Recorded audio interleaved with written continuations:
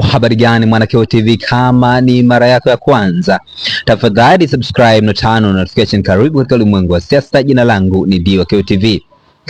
Aliyekuwa mbunge wa Iringa mjini si mwingine ni Peter Msigwa. Ameandika waraka mrefu kwelikweli katika mtandao wa Twitter kuhusiana na masuala mazima ya kiuongozi. Nataka nisome hichi ambacho ameandika Peter Msigwa, na nukuu: mlango wa kuingia na mlango wa kutokea. Kuna msemo uliowahi kusemwa na George Wimba, mwanzilishi wa Vineyard Movement. Alisema, kama mlango wa kuingia kanisani ulivyo mpana, ndivyo mlango wa kutoka unapaswa kuwa mpana pia. Maana yake ni hii: kanisa halipaswi kuwa mahali pa kuwafunga watu kwa nguvu au kwa hofu. Kanisa linapaswa kuwa nyumbani. Watu wanapaswa kuingia kanisani kwa uhuru, kwa furaha na kwa upendo. Lakini pia kama mtu alihisi moyoni mwake kama hapati tena kile anachohitaji rohoni, hapaswi kuzuiliwa kwa lawama au shinikizo. Uongozi wa kiroho sio kumiliki watu.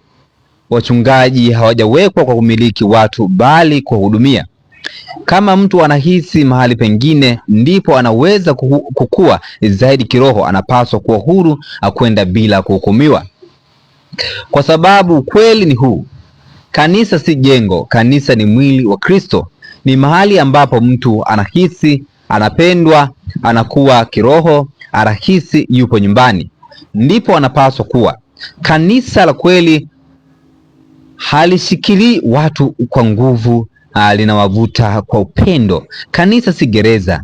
Kanisa ni mahali pa kuwafunga watu si mahali pa kuwafunga watu kwa hofu. Kanisa ni nyumbani.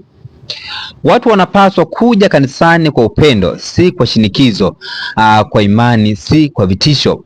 Hakuna mtu anayepaswa kuogopeshwa, kudhibitiwa au kumanipeliwa ili baki kanisani. Imani ya kweli haihitaji miololo. Upendo wa kweli hauhitaji kulazimisha.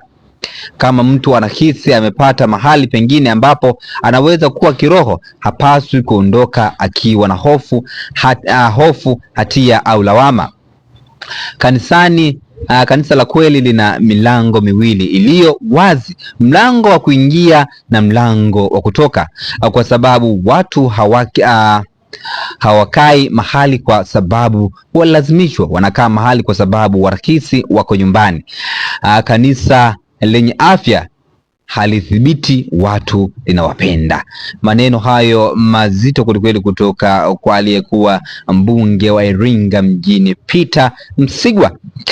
Maoni yamekuwa ni mengi kwelikweli katika chapisho la Peter Msigwa. Kwanza anaitwa Daniel Elias, anasema kweli kabisa, ubarikiwe kwa ujumbe mzuri. Hii mtu akihama kanisa wanamlaumu kabisa. Lakini Siaga anasema ila kuingia CCM ni mlango mpana, kutoka sasa ni kama tundu la sindano, yaani utaanza kuwekewa zengwe na figisu za kila rangi. Hayo ni baadhi ya maoni ambayo umetoka katika chapisho la Peter Msigwa katika mtandao wa Twitter. Jina langu Mwanakyeo TV, tunakutujao katika masuala ya kisiasa. Bye bye.